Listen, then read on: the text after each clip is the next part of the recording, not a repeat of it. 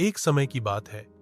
राजा विक्रमादित्य अपनी वीरता, न्यायप्रियता और बुद्धिमानी के लिए दूर दूर तक प्रसिद्ध थे।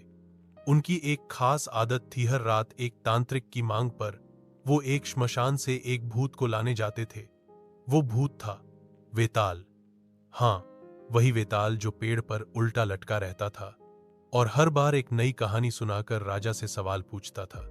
उस रात भी अंधेरी, तूफानी हवाओं के बीच राजा विक्रमादित्य अपने मजबूत कंधों पर वेताल को लादकर जंगल से लौट रहे थे।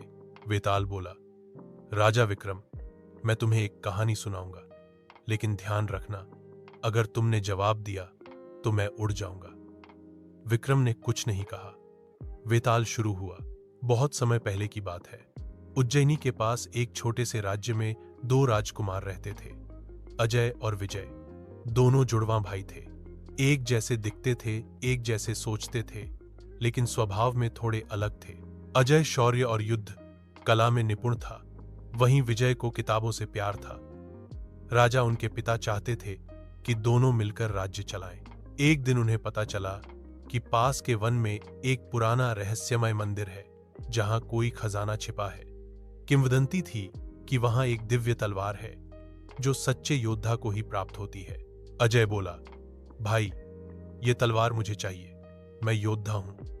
विजय बोला, हम दोनों चलेंगे, लेकिन हमें लालच नहीं, बुद्धि से काम लेना चाहिए। दोनों भाई जंगल में पहुंचे।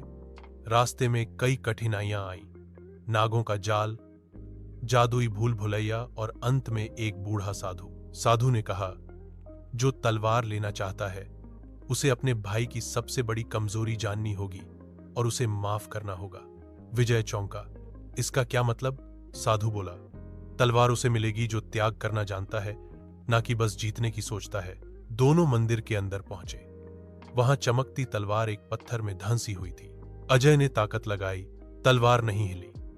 विजय ने ध्यान से देखा और मंदिर की दीवार पर श्लोक पढ़ा, जिसे अपने भाई का दर्द समझ आता है वही इस शक्ति का हकदार है। तभी विजय ने कहा, भाई अजय, तुम हमेशा मुझसे बेहतर रहे, लेकिन तुम्हारे अंदर क्रोध जल्दी आता है, तुम्हारा गुस्सा ही तुम्हारी कमजोरी है। अजय कुछ देर चुप रहा, फिर बोला, और तुम्हारी कमजोरी है हर बार खुद को पीछे करना, तुम खुद को कम समझते हो। अचानक मंदिर की दीवारें हिलने लगीं। तलवार धीरे धीरे पत्थर से बाहर निकली और विजय की ओर बढ़ने लगी। लेकिन विजय ने अजय की तरफ देखा और कहा, भाई, ये तुम्हारा अधिकार है, मेरी नहीं। पर तलवार हवा में ही रुकी रही। और फिर साधु की आवाज आई। अब दोनों ने एक दूसरे को समझा, अब दोनों इसके योग्य हैं। और तलवार दो हिस्सों में बांट गई, दोनों भाइयों के लिए एक एक तलव। वेताल ने कहानी पूरी की और बोला, अब बता राजा विक्रम, असली योद्धा कौन था?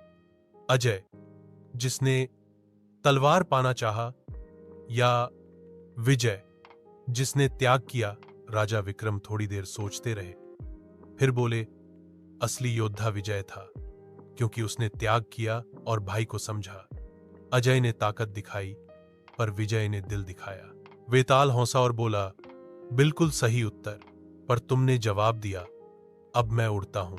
और फिर एक जोर की हंसी के साथ वेताल उड़ गया और पेड़ पर जाकर फिर से लटक गया। राजा विक्रम फिर चुपचाप पेड़ की ओर बढ़े। उन्होंने बिना गुस्से, बिना थके वेताल को फिर से कंधों पर लादा और चल पड़े, क्योंकि वो जानते थे असली ताकत बाहों में नहीं, धैर्य और समझ में होती है। और यही बात हर कहानी उन्हें सिखा रही थी।